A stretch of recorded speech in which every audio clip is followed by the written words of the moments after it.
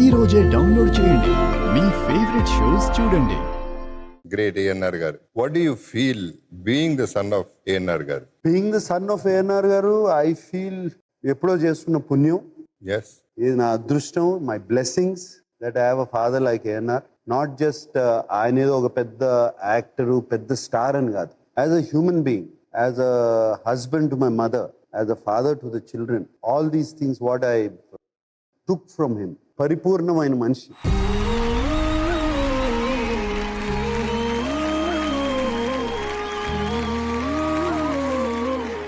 ఆయన అంత అచీవ్ చేసినా కూడా ఆయన సింప్లిసిటీ, ఆయన ఇది ఇంట్లో చేసే how we deals with people, how we interacts, very very content. నేను చాలా మందిని చూశాను, చాలా చాలా గొప్ప మనుషులు, huge people who have made it very very big in life, but they never lived వాళ్ళు అనుకున్నట్టు, never lived according to their terms. But my father, ఆయన టర్మ్స్ ఏంటో, ఆయన ఎలా బతకాలనుకున్నారో అలాగే బతికి.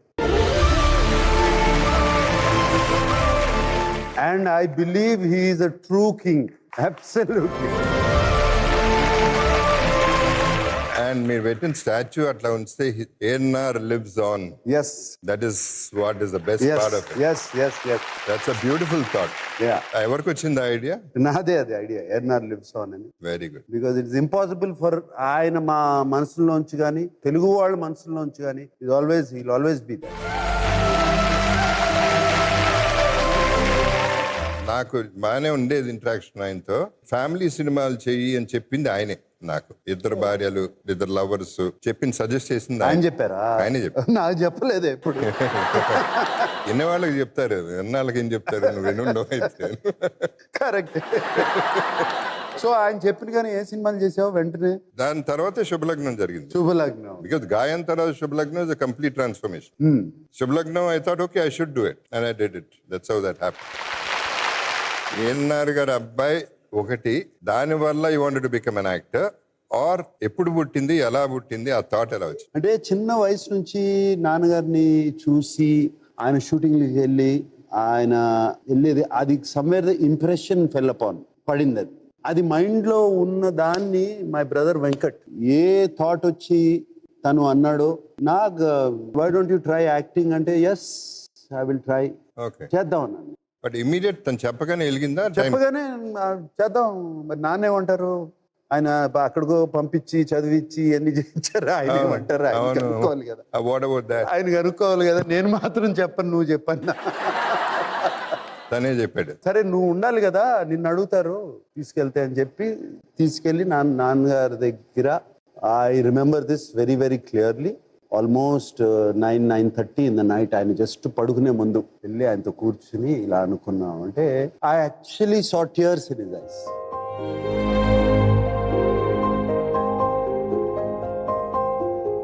అప్పుడు తెలిసింది నాకు, నాన్నగారు ఈ వాంటెడ్ ఇట్. అయిపోయింది పని, అయిపోయింది, హ్యాపీ.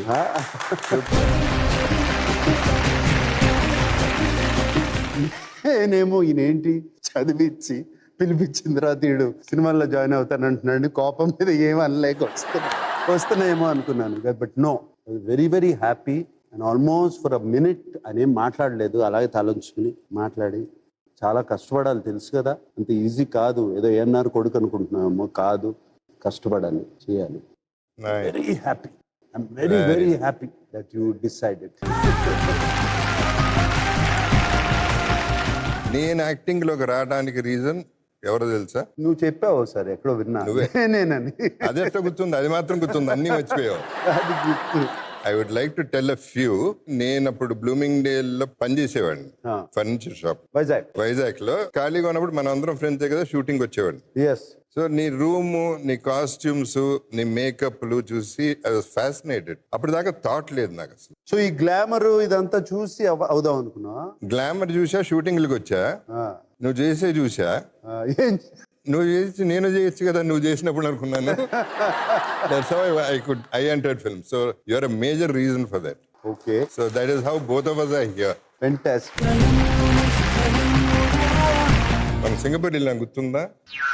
గుర్తులేదా? సింగపూర్ లో జరిగిన ఒక ఇన్సిడెంట్, ఒక సర్ప్రైజ్ ఉంది. ఫోటోలు ఉన్నాయా అవి కూడా? నేను చెప్పను, వెయిట్ చేయి. ఓకే.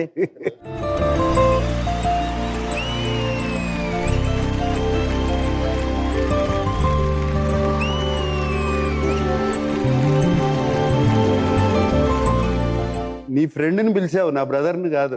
నాకు తెలుసు నీ సంగతి. ఫస్ట్ నీ బ్రదర్.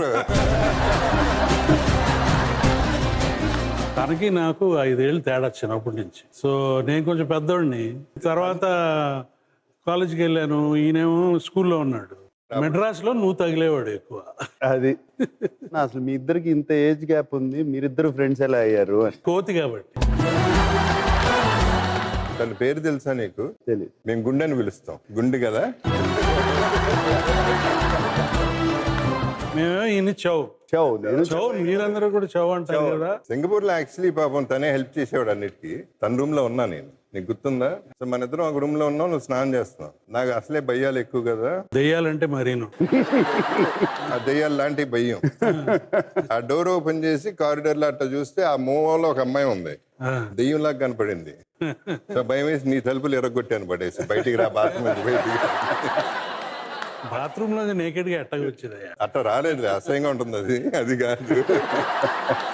సో ఈ సర్ప్రైజ్ బాగుందా? Singapore surprise surprise, completely surprise. Very good. ఇప్పుడు నువ్వేంటి, ఏదో తిన్నగా మాట్లాడాలా, డైరెక్ట్ గా మాట్లాడొచ్చా ఏమన్నా?